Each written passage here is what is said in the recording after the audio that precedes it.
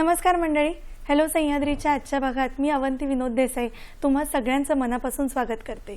नाती, प्रेम, विवाह, कुटुंब आणि बदलत्या सामाजिक मूल्यांबद्दल आज अनेक प्रश्न उपस्थित होत आहेत. पारंपरिक चौकटींपलीकडे जाऊन नातेसंबंधांकडे पाहण्याचा दृष्टिकोन बदलत असताना समाजात अनेक नवे संवादही घडत आहेत. अशाच संवेदनशील आणि विचारप्रवर्तक विषयांना स्पर्श करणारे मराठी रंगभूमीवरील चर्चित नाटक म्हणजेच जोडीचा मामला. विनोद, भावनिकता आणि वास्तवता याचा सुंदर संगम साधत हे नाटक नातेसंबंधांच्या अनेक पैलूंवर प्रकाश टाकते आणि प्रेक्षकांना विचार करायला भाग पाडते. आजच्या ह्या भागात आपण ह्या नाटकाचे निर्माते, दिग्दर्शक श्रेयस इंदापूरकर आणि लेखक चैतन्य कुलकर्णी यांच्याशी गप्पा मारणार आहोत. नमस्कार, तुमचं मनापासून स्वागत. तर आजचा आपला विषय जाणून घेऊया. आजचा आपला विषय आहे समाज, संबंध आणि स्वातंत्र्य. मी पुन्हा एकदा सांगते, आजचा आपला विषय आहे समाज, संबंध आणि स्वातंत्र्य. तर मी सर्वप्रथम श्रेयस इंदापूरकरजी यांची ओळख करून देते. श्रेयस इंदापूरकर हे दिग्दर्शक, निर्माता, अभिनेता आणि अभिनय प्रशिक्षक आहेत. गेली अनेक दशकं रंगभूमी, चित्रपट, वेब सिरीज आणि जाहिरात क्षेत्रात विविध जबाबदाऱ्या सांभाळत त्यांनी आपला ठसा उमटवला आहे. 70हून अधिक नाटकं, एकांकिका त्यांनी दिग्दर्शित केल्या असून नव्या कलाकारांना व्यासपीठ उपलब्ध करून देण्याची धडपड त्यांची सतत असते. जोडीचा मामला या नाटकाचे निर्माते, दिग्दर्शक म्हणून त्यांचे कार्य विशेष उल्लेखनीय आहे. संधी हीच जबाबदारी हा विचार जपणारे आणि दृष्टी संस्थेचे संस्थापक श्रेयस इंदापूरकर यांचं आपण मनापासून स्वागत करूया. नमस्कार. आणि दुसऱ्या पाहुण्यांची ओळख करून देते. चैतन्य कुलकर्णी आपल्यासोबत आहेत. लेखक, गीतकार, संगीतकार आणि दिग्दर्शक चैतन्य कुलकर्णी. गेली अनेक वर्ष चित्रपट, संगीत, नाटक, जाहिरात आणि दूरदर्शन अशा विविध क्षेत्रांमध्ये त्यांनी आपली वेगळी ओळख निर्माण केली आहे. मराठी आणि हिंदी सृष्टीतील नामवंत कलाकारांसोबत काम करताना त्यांनी अनेक गाजलेल्या प्रकल्पांना शब्दांची आणि सृजनशीलतेची साथ दिली आहे. जोडीचा मामला या व्यावसायिक नाटकाचे ते लेखक आहेत. तर आपण स्वागत करूया चैतन्य कुलकर्णी यांचं. नमस्कार. नमस्कार. आपल्या संवादाकडे वळताना जोडीचा मामला या नाटकाची मूळ संकल्पना काय आहे हे मला जाणून घ्यायचंय. जोडीचा मामला हे व्यावसायिक नाटक आहे. त्याच्यामुळे त्याला व्यावसायिकतेचे जे इतर रंगरूप जे असतं व्यावसायिकतेचं ते सगळं त्या नाटकाला संबंधित आहे. जोडीचा मामला हे नाटक समलैंगिकतेवरती भाष्य करतं. हे नाटक LGBT या विषयासंदर्भात भाष्य करतं, त्या विषयासंदर्भात प्रश्न उभे करतं आणि समाज म्हणून आपण या सगळ्याकडे कसं बघितलं पाहिजे आणि नक्की आपले विचार काय असले पाहिजेत ह्या सगळ्या संदर्भात हे नाटक बोलतं. नाटकाचं अगदी थोडक्यात कथानक सांगायचं तर हे नाटक एका सेकंड इयर, थर्ड इयर खेड्यामध्ये आपल्याला घेऊन जातं. 2026चं छान टुमदार छोटं एक खेडं आहे. या खेड्यात तिथला सरपंचच तिथलं सगळं सर्वेसर्व आहे. तिथल्याच सगळ्या गोष्टी आहेत आणि त्या सरपंचाच्या घरी त्याची मुलगी येऊन जेव्हा सांगते की मला दुसऱ्या मुलीशी लग्न करायचं आहे, तेव्हा त्या खेड्यामध्ये जिथे LGBT किंवा त्या संदर्भातले कुठलेही इतर विषय आजवर कधी चर्चिलेही गेले नसतील, त्याबद्दल कधी कुठल्या माध्यमातून माहिती मिळाली नसेल त्यांना, अशा लोकांचं, अशा कुटुंबियांची नक्की नंतर काय रिॲक्शन असते आणि त्यांना नक्की काय काय प्रश्न पडतात, ती मुलगी नंतर काय काय प्रश्नांना उत्तरं देते, अशा सगळ्या वेगवेगळ्या आघाड्यांवरती ते नाटक भाष्य करत करत पुढे जातं. ह्या नाटकाची संकल्पना तर खूप सुंदर आहे आणि ह्या अखंड प्रोसेसमध्ये तुम्ही भरपूर रिसर्च केलेला असेल. तर तुमच्या मते कुटुंब ह्या शब्दाचा नक्की अर्थ काय आहे? आपल्या धर्मानुसार ना वसुधैव कुटुंबकम आपण तेच म्हणतो खरं. इथले सगळेच लोक, मनुष्य, प्राणी, वनस्पती, निसर्ग, प्राणी, पक्षी हे सगळंच आपलं कुटुंब आहे. पण त्याचा एक व्यावहारिक आपण विचार करायचा म्हटलं तर असं वाटतं की जी मंडळी आपली आहेत, आपल्या हक्काची आहेत, ज्यांच्यासमोर आपण फिल्टरलेस राहू शकतो हे जितकं खरं आहे तितकं ते देखील आपल्यासमोर तितकेच फिल्टरलेस राहू शकतील ह्याची जाणीव असणं आणि ही जाणीव आपल्याला ज्यांच्या ज्यांच्या बरोबर होते, ज्यांच्या ज्यांच्या समोर होते, ते सगळे आपले कुटुंब आहेत. मग आपल्याला बायोलॉजिकली आपले आई बाबा, भाऊ बहीण आणि ही मंडळी आहेतच. बाहेरून जोडली गेलेली नाती जी आपण म्हणतो, बायको किंवा नवरा, ही बाहेरून आलेली नाती आहेत, ती नाती आहेत. आणि मग आपलं मित्रमंडळ, आपल्या इतर सगळ्या गोष्टी, हे सगळं आपलं कुटुंबच आहे. फक्त त्यांनी आपल्याशी कसं राहावं ही जी अशी आपली एक अपेक्षा आहे, तसं आपण त्यांच्याबरोबर कसं राहिलं पाहिजे ही त्यांची ही अपेक्षा आपण मान्य करणं, म्हणजे आपणही त्या कुटुंबाचा भाग आहोत आणि आपल्याही जबाबदाऱ्या आहेत, हे मान्य करणं खूप महत्वाचं वाटतं. हे जिथे पूर्ण होतं तिथे कुटुंब आहे असं वाटतं. LGBTQ आणि अशा काही विषयांवर जेव्हा तुम्ही अभ्यास करता किंवा त्या संदर्भाचं एखादं नाटक लिहिता, तर गेल्या अनेक दशकांचा तुम्ही अभ्यास केला असेल ह्याच्या मागे, तर कुटुंब पद्धती बदलत गेलेत, विभक्त कुटुंब झालेली आहेत, तर त्याचा नक्की ह्या गोष्टीवर कसा परिणाम झालाय? मुळात काय ना की आपण कुटुंब पद्धती बदलत जातो हे जे म्हणतोय, तर काही वर्षांपूर्वी आपण असं म्हणायचो की जनरेशन गॅप आहे. बरोबर. पण तो तेव्हा जनरेशन गॅपचा जो वर्षांचं जे अंतर होतं ना, ते 15 वर्ष 20 वर्ष अशा पद्धतीने होतं. आता जनरेशन गॅप ही अगदी 5 वर्षांनी 3 वर्षांनी पण व्हायला लागली आहे की काय, इतपत परिस्थिती बदलली आहे. कारण की आता यंत्रणा तशी बदलत चालली आणि त्यामुळे आता नक्की ह्या सगळ्या गोष्टी जेव्हा येतात त्यावेळेस आपण त्याच्याकडे कशा पद्धतीने बघितलं पाहिजे, कशा पद्धतीने त्याचा विचार केला पाहिजे, हे खूप प्रकर्षाने जाणवतंय. नाही, आणि कुटुंब पद्धती बदलणं म्हणजे समाज म्हणून एक उत्क्रांती होतच गेली. आपण वेगवेगळ्या गोष्टी त्या त्यावेळी ज्या ज्या गरजेच्या होत्या त्या मान्य करत गेलो.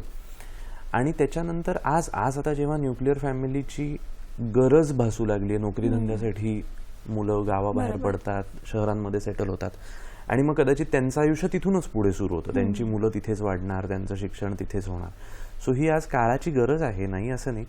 पण त्याच्या बरोबरीने जसं मी मगाशी म्हणलं तसं आपली माणसं तुटत नाही आहेत ना, नाळ तुटत नाही, किंवा त्या संदर्भाने सगळेच आपले रूट्स आहेत तसे राहतायत ना, हे बघणं खूप महत्वाचं आहे. कुटुंबाच्या प्रॅक्टिकॅलिटीची व्याख्या कदाचित काळानुरूप बदलत जाऊ शकेल, पण इमोशनल व्हॅल्यूज बदलत नाही आहेत ना, ही जबाबदारी मला वाटते जास्त महत्वाची आहे. बरोबर.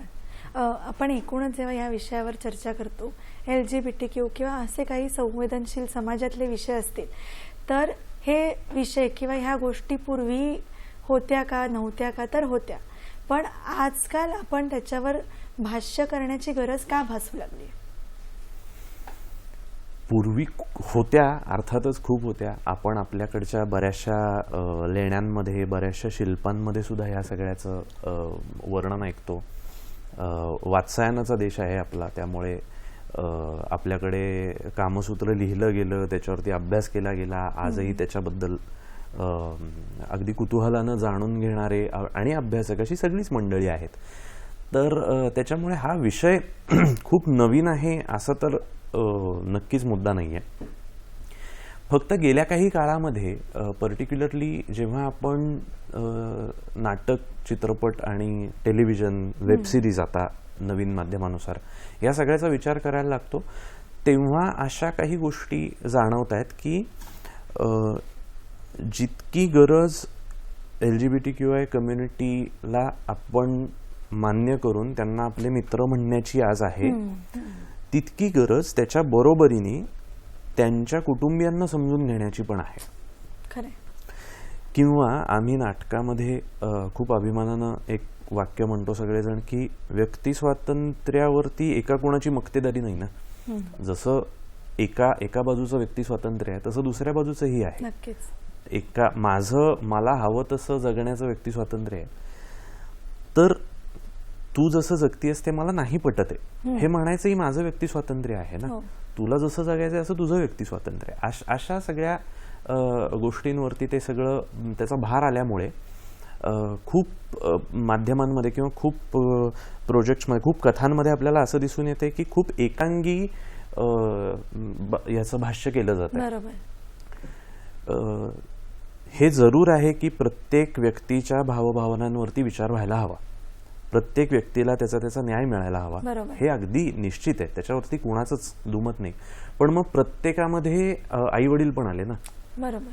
प्रत्येकामध्ये त्या व्यक्तीची सगळी नातेवाईक surrounding. पण आले, मित्र पण आले. उद्या माझा एखादा खूप जवळचा मित्र मला म्हणाला की अरे नाही मला दुसरा मुलगा आवडतोय, तर मी हे मन मोठं करून मान्य करणं हे खूप आयडियलिस्टिक चित्र झालं.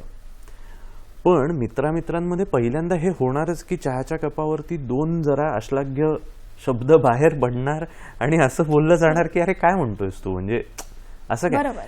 ते समजून घेतल्यानंतर मी म्हणेन की हा ठीक आहे आता मला पटलं आणि फायनली तुझं पहिली आयुष्य. रिॲक्शन पण पहिली रिॲक्शन तर अशी, कारण आपण अशा संस्कृतीमध्ये मधून आलेलो आहोत, अशा जडणघडणीतनं, आणि सगळेच आपल्यासारखे जी मध्यमवर्गीय मराठी कुटुंब आहेत किंवा अशी सगळी जी कुटुंब आहेत त्या सगळ्या कुटुंबांमध्ये याच पद्धतीने आपल्याला वाढवलं गेलं, आपल्यावरती संस्कार केले गेले.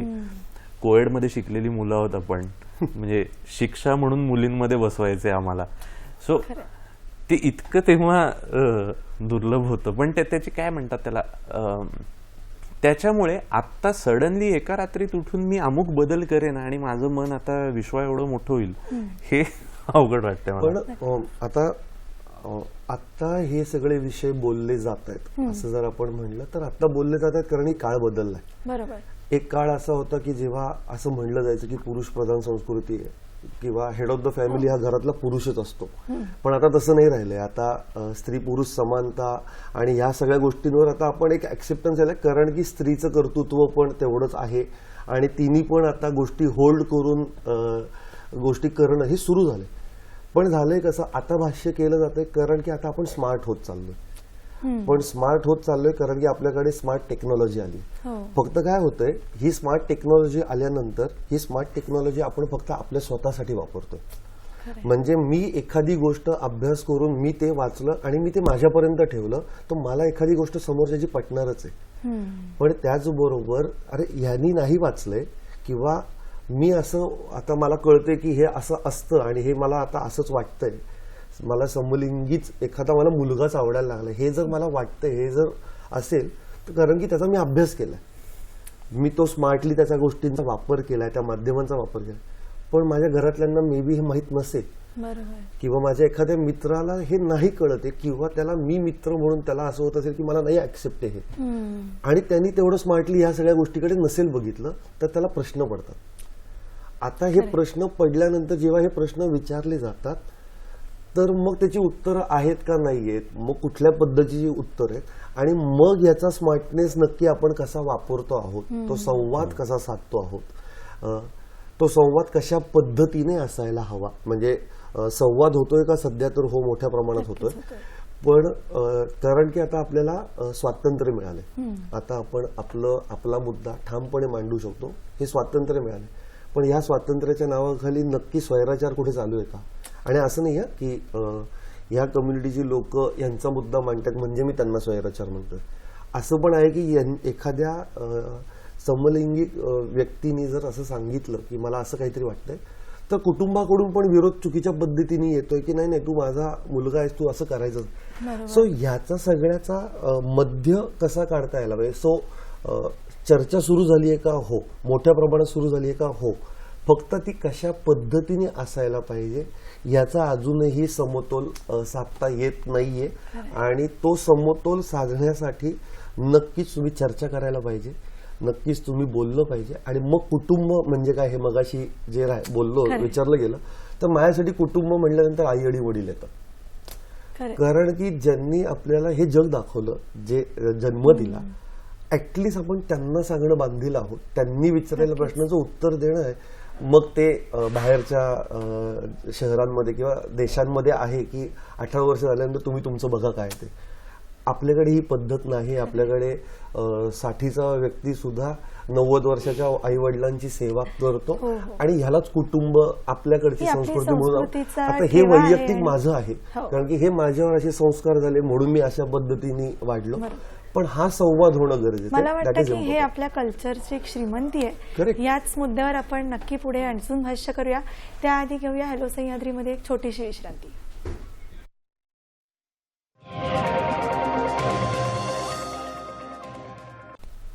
नमस्कार मंडळी, हॅलो सह्याद्रीमध्ये तुमचं पुन्हा एकदा स्वागत. श्रेयस इंदापूरकर आणि चैतन्य कुलकर्णी यांच्याशी आपण गप्पा मारतोय आणि ब्रेकवर जायच्या आधी आपण आपली संस्कृती आणि त्याची श्रीमंती ह्याच्याबद्दल बोलत होतो.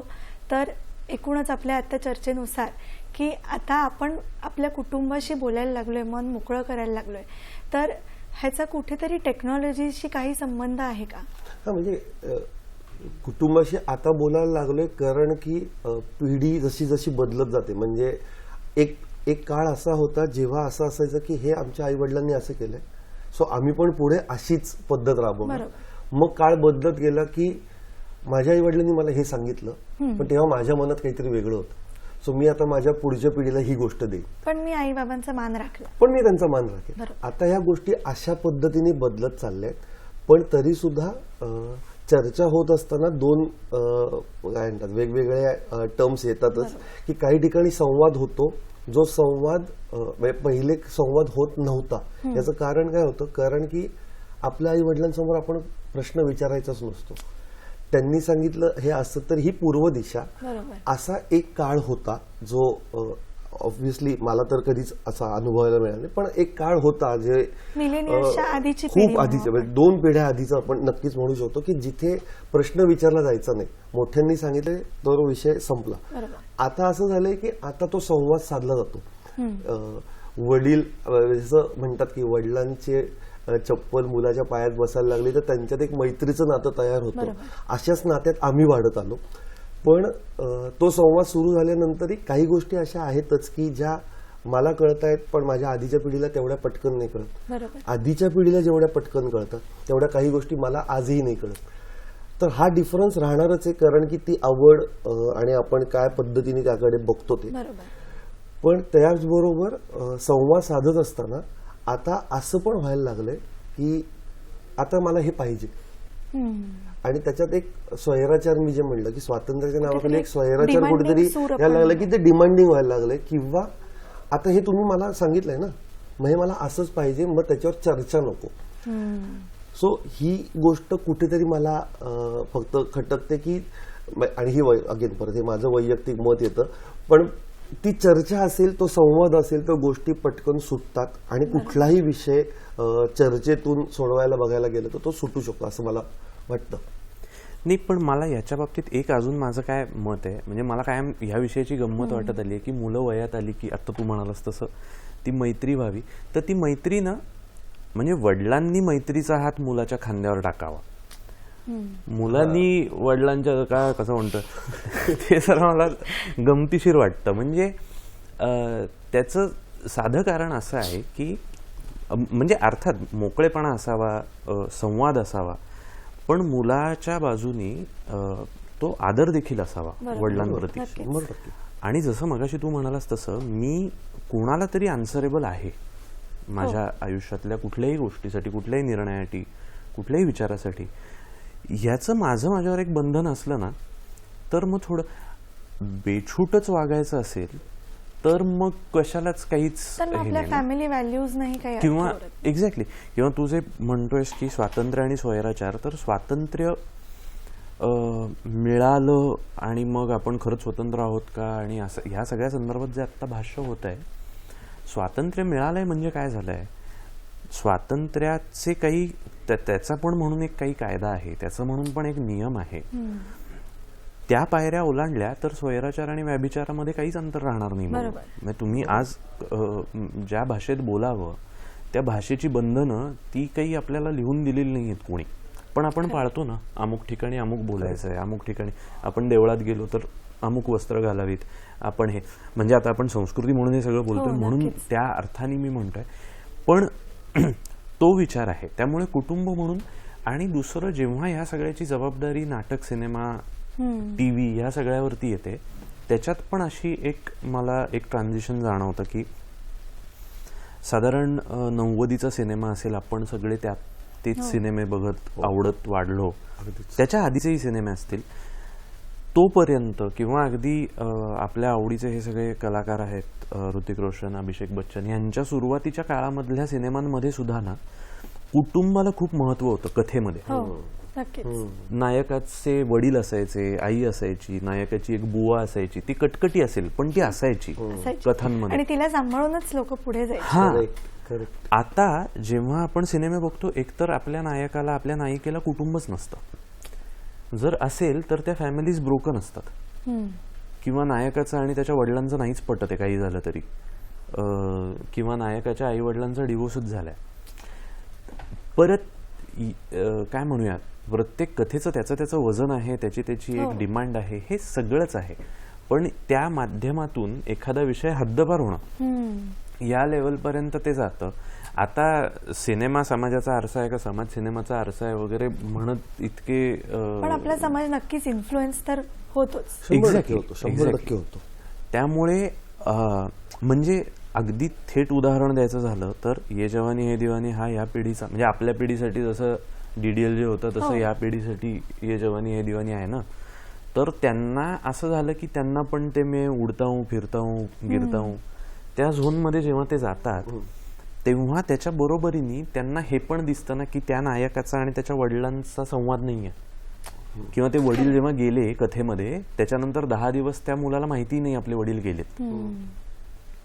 सो जेव्हा तो नायक आपला आदर्श असतो तेव्हा, आणि सिलेक्टिव्ह गोष्टींना आदर्श धरून पुढे जाणं हे आपल्याकडे, आपण थेट देवत्व देतो ना. नाही, पण तू गंमत बघितलीस तर त्याच्यात सुद्धा गंमतीच आहे की वडील गेल्यानंतर ज्या आई बरोबर त्याचं पटत नाही, शेवटी तो संवाद तिच्याबरोबरच साधतो. बरोबर. हो ना, बरोबर. म्हणजे संवाद महत्वाचा आहे. करेक्ट. आणि तो आणि कुटुंब परत की ते म्हणजे ते सावत्र म्हणून असेल, पण ते शेवटी ते कुटुंब होतं आणि त्यांनाच ते एकमेकांशी संवाद साधावा लागला, हे फार जाणवतं. एक्झॅक्टली ही बाब घेऊन आपण नाटकामध्ये हा प्रयत्न खूप ठाशीवपणे केलाय की प्रश्न प्रत्येकाला पडतील आणि तुम्ही तुमच्या हक्काच्या माणसाकडेच उत्तर मागणार ना. पण मग उत्तर देणं, आपल्या आई वडिलांनी प्रश्न विचारलेत तर, आपल्या नातेवाईकांनी विचारलेत तर, मित्रमंडळींना प्रश्न पडले असतील तर, ही तुमची जबाबदारी आहे, कारण तुम्ही प्रश्न उभे केले. खरं. ह्या अंगाने ते सगळं पुढे जातं. नाटकाबद्दलच बोलायचं झालं तर एवढा आपला गंभीर विषय आहे, तरी हे नाटक इतकं हलकं फुलकं आहे, तर हे आव्हान तुम्ही कसं पेलवलं?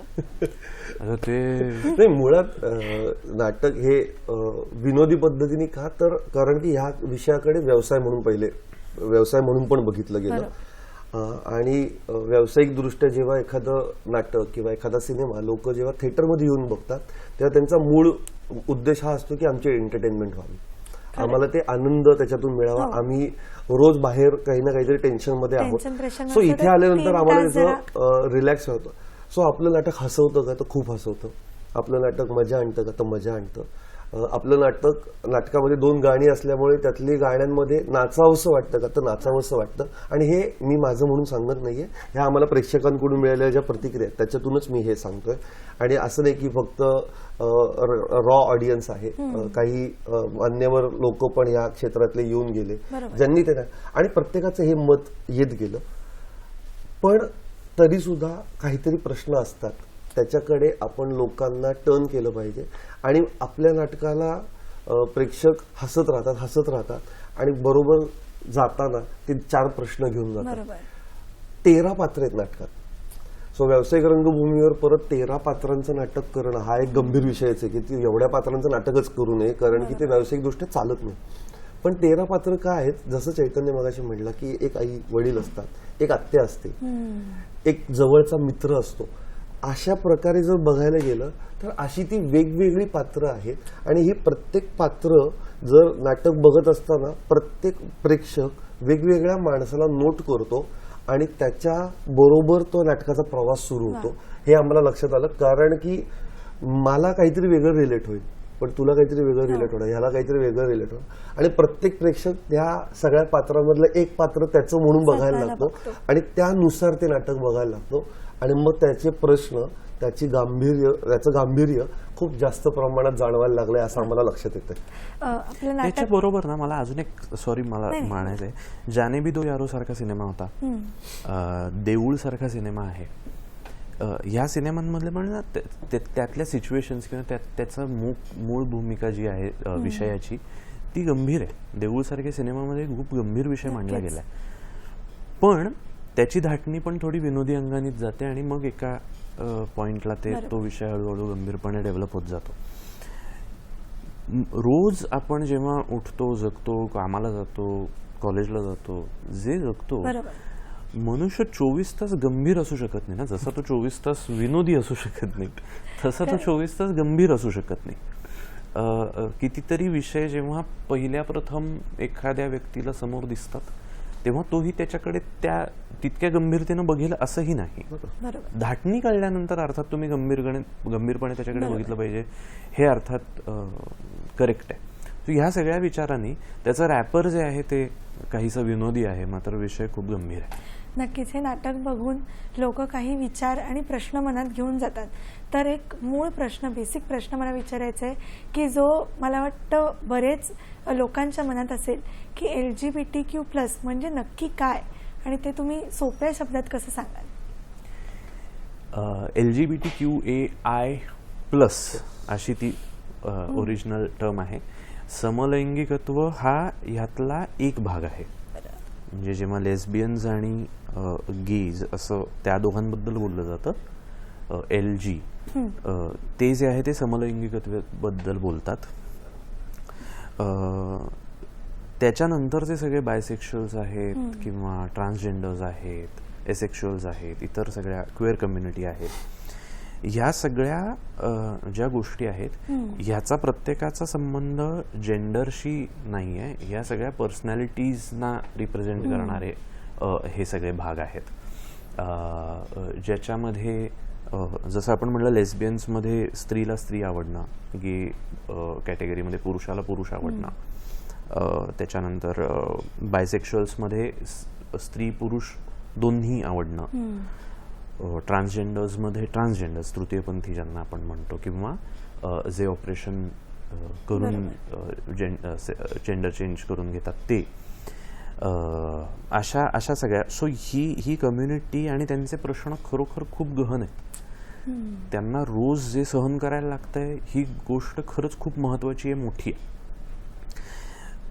ह्या सगळ्या रिसर्च दरम्यान आम्हाला काही मुद्दे जाणवले. त्याच्यामध्ये असाही एक विषय आला की खरोखरीच निसर्गतः एखादी भावना एखाद्या व्यक्तीमध्ये असणं आणि प्रासंगिकरित्या एखादी भावना असणं किंवा अटेन्शन सिकिंगसाठी सुद्धा जेंडर चेंज करून ऑपरेशन्स करून घेतलेली पण काही उदाहरणं आहेत. नक्कीच आपण इंस्टाग्रामवरती पण आपण हे सगळं आता खूप नियमित बघतोय.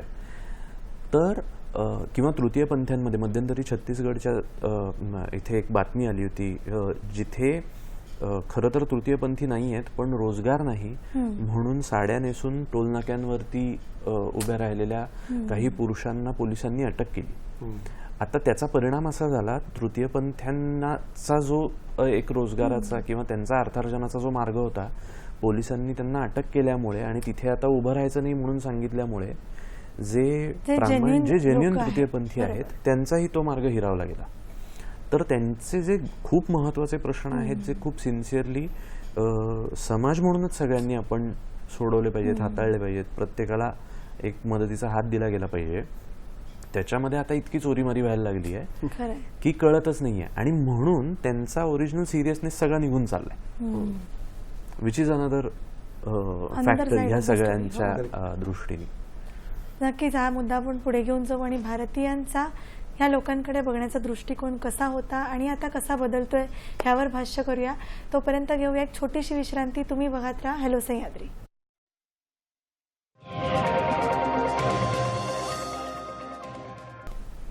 नमस्कार मंडळी, हॅलो सह्याद्रीमध्ये तुमचं पुन्हा एकदा स्वागत. आपण चर्चा करतोय श्रेयस इंदापूरकरजी आणि चैतन्य कुलकर्णी यांच्याशी. आधी ब्रेकच्या आधी आपण LGBTQ या मुद्द्यावर चर्चा करत होतो.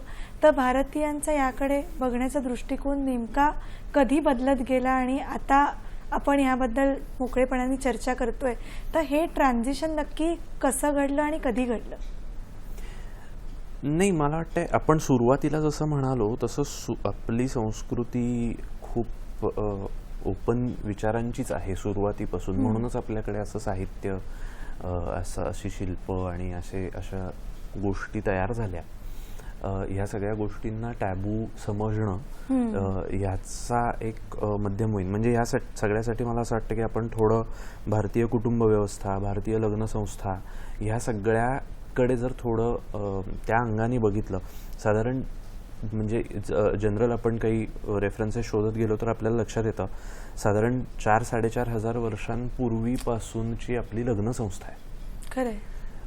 आपण म्हणतो की राम हे आपलं पुराण नाही आहे, श्रीराम हा आपला इतिहास आहे. तर राम सीतेच्या लग्नाच्याच कथा आपण दर रामनवमीला किंवा त्यांच्या प्रसंगाला रंगवून सांगतो. तर तेव्हापासूनचा किंवा त्याच्याही आधीचा आपला लग्न संस्थेचा आपला हे आहे.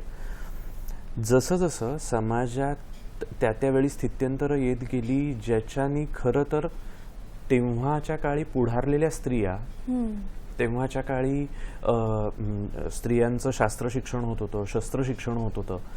आणि त्याच्यानंतर मधला एक काळ आला ज्याच्यामध्ये त्या काळाची कदाचित गरज असेल म्हणून पण चुकीच्या पायंडे पाडले गेले, ज्याच्यामध्ये स्त्रियांनी शिकायचंच नाहीये, त्यांनी घराबाहेर पडायचं नाही, त्यांनी फक्त घराचीच जबाबदारी घ्यायची. हे सगळं घडत गेलं. आणि आता परत इतक्या काळाने, इतक्या वर्षांनी आपल्याला असं दिसतंय की पुरुषांना कुठे मागे टाकून स्त्रिया खूप पुढे निघून गेलेल्या आहेत आणि प्रत्येक क्षेत्रात गेलेल्या आहेत. ही जशी स्थित्यंतर होत गेली, हे जसे बदल होत गेले, त्या काळानुसार समाजाने काही गोष्टी टॅबू म्हणून टाकून दिल्या, काही गोष्टी आता वाढत्या समाज माध्यमांचा वापर असेल किंवा आता तो एक ओव्हरऑलच ओपननेस आल्यामुळे आणि जग आपल्याला सुटं झाल्यामुळे आता खूप लवकर एक्सचेंजेस होतात, खूप लवकर इकडून तिकडून गोष्टी कळतात. आणि आपल्याला हे लक्षात येतं की अरे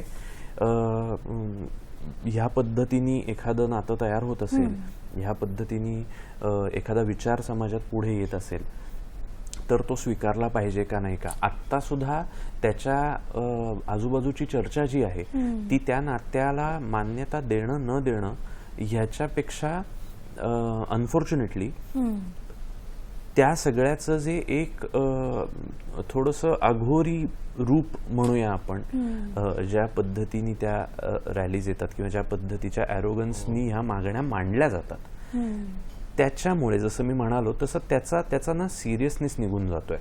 म्हणजे मला कायम असं वाटतं की थोडं ऑड विधान आहे, पण हिटलरचं नाव पिंटू असतं तर आपण त्याला सिरियसली घेतलं असतं का हुकुमशहा म्हणून. तर ना त्याचा खूप फरक पडतो की तुम्ही किती सिन्सिअरली तुमच्या अपिअरन्सनी तुमचे मुद्दे मांडताय. ह्याच्यामुळे तुमच्या विचारांना मी किती गांभीर्यानं घ्यायचंय, तुम्ही कसं बोलताय, तुम्ही माझ्या प्रश्नांचा मान देताय का नाही, हे घडलं तर मी तुमच्या उत्तरांना किंवा तुमच्या मागण्यांचा विचार करेन. ह्या बाजूला एक आता समाज गेलाय जी देखील रास्त बाजू आहे.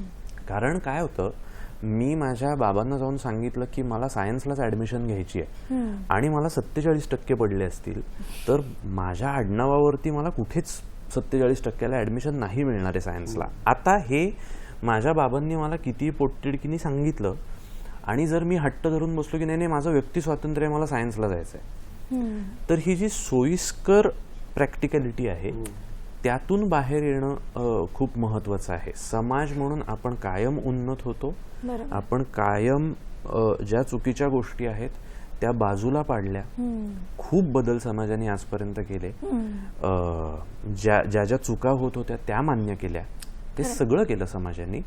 हे देखील करू शकतो, मात्र त्याच्यासाठी मुख्य विषय खूप सिन्सिअरली कळणं गरजेचं आहे. प्रश्नांना उत्तरं नीट मिळाली तर ती मान्य होतील अशा भावनेमध्ये ते सगळं आहे असं वाटतं. आणि मला आम्ही हे नाटक म्हणून जेव्हा ह्या सगळ्या विषयावर आम्ही चर्चा करायला आणि सुरुवात केली आणि त्याचा हात घातला, तर ते करत जसं जसं बघत गेलो तसं बघत जाताना ना एक गोष्ट फार प्रकर्षाने आम्हाला जाणवली की याचा आपण अभ्यास कितीही करत गेलो ना तरी ते खूप डीप डाऊन. आणि आपण ह्या विषयाचं काहीतरी PhD करतोय किंवा ह्या विषयात काहीतरी आपल्याला काहीतरी भाष्य करायचंय, तर तसं नसून आम्हाला ह्या प्रश्नांवर भाष्य करायचं होतं. कारण की ह्या प्रश्नांची जर एका पॉइंटला बघायला गेलं तर उत्तर आमच्याकडे पण नाहीयेत, किंवा व्यक्ती म्हणून माझं उत्तर वेगळं असेल, याचं उत्तर वेगळं आहे, तर प्रत्येकाचं वेगळं आहे.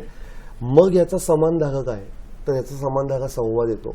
आणि आता आपण जी काही चर्चा करतो तर कधी कधी असं होतं ना की हा काय चाललंय, अरे बापरे किती आहे, हे सगळं एंटरटेनिंग पद्धतीने आलं तर लोक ते एन्जॉय करतात. म्हणून ते त्या नाटकात या पद्धतीत आणि विनोदी पद्धतीने मांडलं की जेणेकरून ते सगळं तुम्हाला व्यक्ती म्हणून या समाजाचा भाग म्हणून पण उपयोगी पडेल, आणि त्याचबरोबर तुम्ही ते तेवढंच रिलॅक्स राहून रिसीव्ह करू शकता असं मला वाटतं. हो हो. आणि हेही आहे की व्यक्ती स्वातंत्र्य म्हणून म्हणजे प्रश्न विचारले की तुम्ही माझ्या व्यक्ती स्वातंत्र्यावरती घाला आणताय, असं जर आपण आपल्या बाबांशी बोललो असतो तर त्यांनी खूप ठिकाणी घाले आणले असते. म्हणजे ते व्यक्ती स्वातंत्र्यापुरतं राहिलं नसतं त्यानंतर. हो हो. नाही म्हणजे मला एक नेहमी वाटतं की आपण स्टुडिओमध्ये जाऊन पहिल्यांदा फोटो काढतो तेव्हा आपल्याला कोण घेऊन जातं, तर आपले आई वडील घेऊन जातात. ते आपल्याला कॅमेरासमोर जेव्हा उभं करतात तेव्हा ते एकदा आपण घरून आवरून आलेलं असेल तरी तोंडावरून चेहऱ्यावरून हात फिरवणार, केसांमधून हात फिरवणार. कॅमेरामनच्या आधी ते ठरवतात की ते योग्य दिसतंय का नाही. हेच मुलगा 18 वर्ष क्रॉस झाल्यानंतर, 20 वर्ष क्रॉस झाल्यानंतर, 25 वर्ष क्रॉस झाल्यानंतर जर त्या आईने तेच केलं, त्या वडिलांनी तेच केलं, तर आता हे असं करायचं नसतं. हे कसं काय बरं? मला वाटतं आई बाबांनी स्टुडिओत नेऊन फोटो काढणं ही आपली शेवटची पिढी असेल बहुतेक.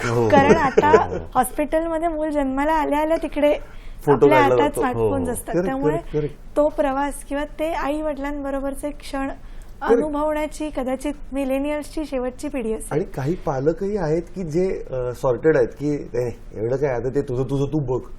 पण आता भारतामध्ये अजूनही ही सगळी प्रकार अजूनही मोठ्या प्रमाणात आहेत आणि ते असावेत, कारण की हम आपके कोण DDLJ असू दे, ये जवानी हे दिवानी असू दे, किंवा आता धुरंधर पर्यंत असू दे, आपण सगळ्या गोष्टींना अडॅप्ट केलंय. डब्बा ब्लॅक अँड व्हाईट असलेला कृष्ण धवल टीव्ही, तिथून ते पार आता LED स्मार्ट टीव्ही पर्यंत आपण सगळ्या गोष्टी, मोबाईल पेजर पासून ते बटनांचे फोन, आणि तर हा सगळा आपण बदल करतो आहोत. तर तो बदल आपण ऍक्सेप्ट केलाच पाहिजे, पण त्याचबरोबर आपल्या ज्या गोष्टी आहेत त्या धरूनही आपण असलं पाहिजे, हे फार महत्वाचं आहे. प्रत्येक नाण्याच्या जशा दोन बाजू असतात तसं ह्या कम्युनिटी आणि याची दुसरी बाजू म्हणजे त्यांचे कुटुंबीय आहेत. तर त्यांच्या कुटुंबियांची बाजू आणि त्यांच्याबद्दल आपण अजून चर्चा करूया. त्याआधी घेऊया एक छोटीशी विश्रांती.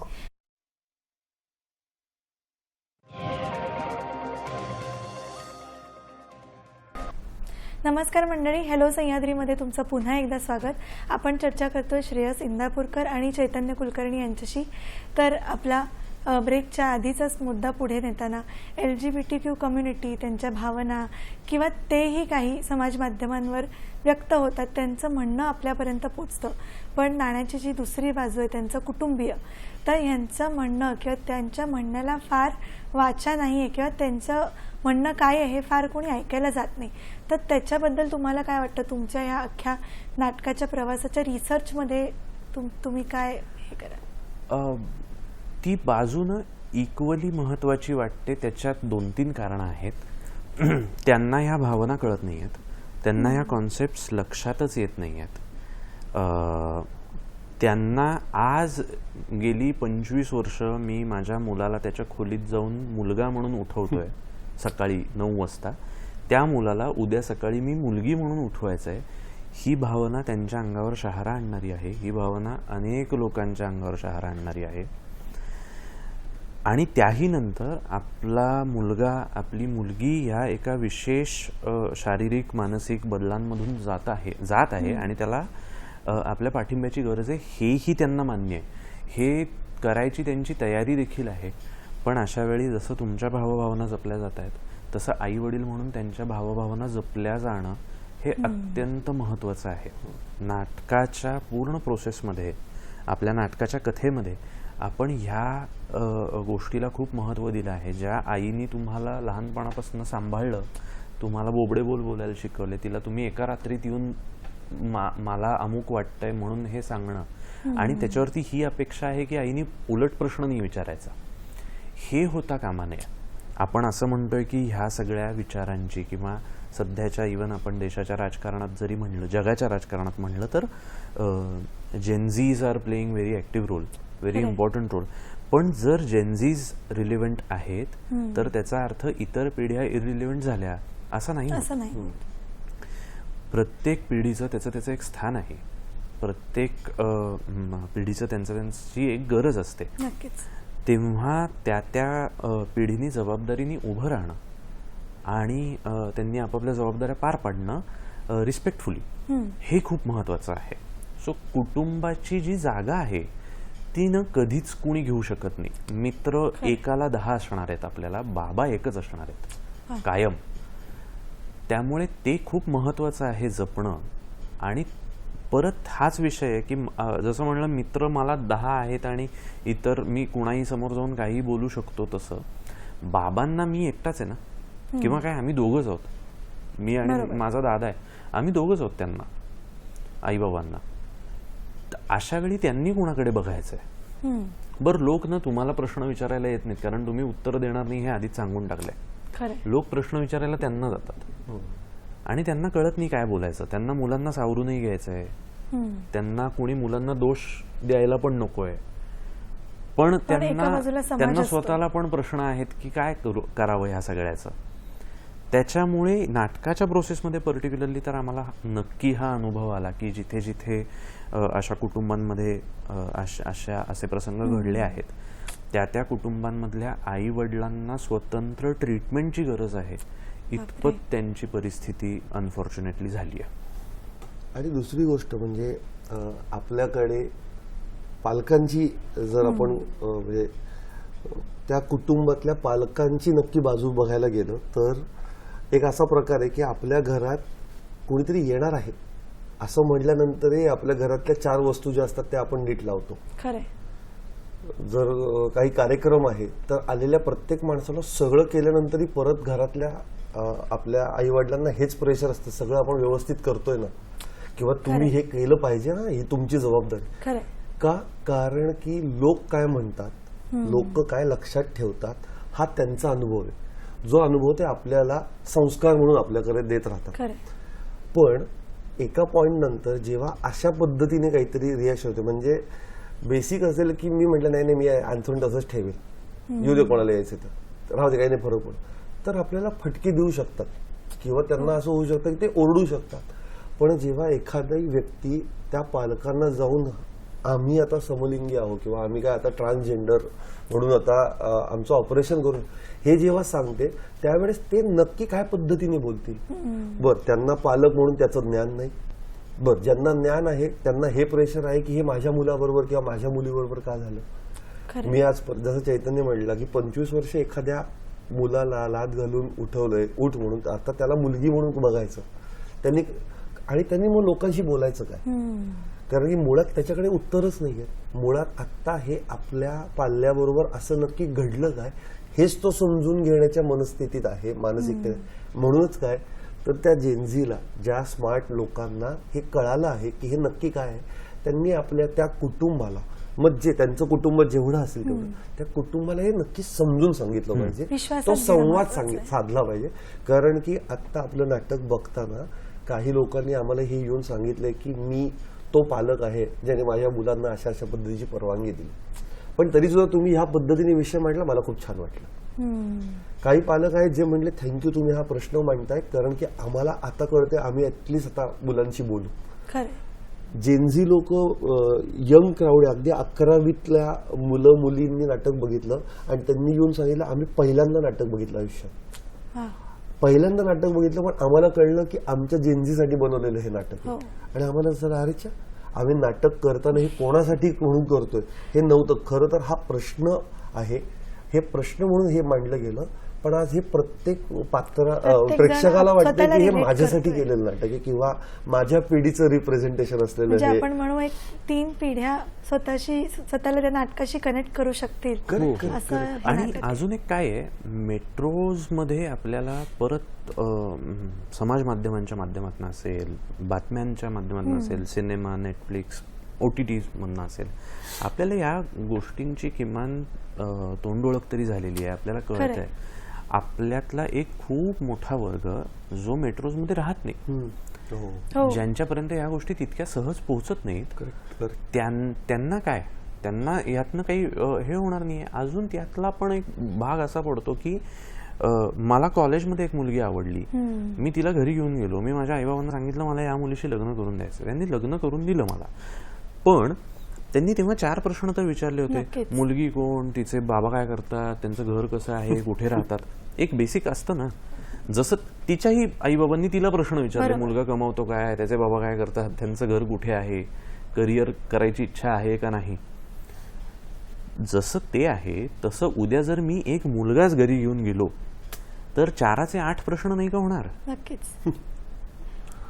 आपल्याकडे आज एक सुंदर दिग्दर्शक लेखक याची जोडी आलेली आहे आणि तुम्ही एक एवढं छान नाटक आपल्या प्रेक्षकांसाठी बांधलंय. तर जाता जाता एक शेवटचा प्रश्न तुमच्यासाठी की पुढील 10-15 वर्षात आपल्या समाजात आणि ह्या सगळ्याकडे बघण्याचा दृष्टिकोन कसा बदलेल असं तुम्हाला वाटतं? मला कसा बदलेल हे मी म्हणजे काय आयडियली काय होईल हे मला माहित नाही, पण काय व्हावं हे माझं वैयक्तिक मत म्हणून जर सांगायचं झालं तर मला असं वाटतं की जसं मी वाढलो की संवाद साधला पाहिजे, प्रश्न असतील तर प्रश्न विचारले पाहिजेत, उत्तर मिळत नसतील तर त्याच्या शोधात राहिलं पाहिजे. म्हणजे एका नाटकात खूप सुंदर वाक्य आहे की नशीबवानात तुम्हाला प्रश्न पडत नाहीत, कारण की प्रश्न नाहीत त्यामुळे उत्तरामागची वणवण नाही. सो प्रश्न पडलेच पाहिजेत, कारण की त्याचा शोध घेत आपण जगत राहतो आणि ते आपलं आयुष्य समृद्ध करतो. पण संवाद साधला गेला पाहिजे आणि त्या संवादातूनच पुढचं कितीही स्मार्टनेस जरी आला, स्मार्ट टेक्नॉलॉजी आली तरी माणसांचा माणसांशी असलेला संवाद, माणुसकी ही फार गरजेची आहे असं मला वाटतं. हा सुंदर संदेश घेऊनच आपण आपल्या कार्यक्रमाचा समारोप करूया की माणसाला माणसाशी संवाद साधता आला पाहिजे, आपलं मन व्यक्त करता आलं पाहिजे. तुम्हा दोघांचं मनापासून धन्यवाद देते तुम्हाला. तुम्ही वेळात वेळ काढून आमच्या स्टुडिओमध्ये आलात, आपले विचार मांडलेत आणि आपल्या प्रेक्षकांना एक वेगळी दिशा दाखवली. Thank you so much. Thank you thank you thank you. पुन्हा भेटूया अशाच काही मान्यवरांचं हॅलो सह्याद्रीमध्ये. तोपर्यंत बघत राहा हॅलो सह्याद्री. नमस्कार.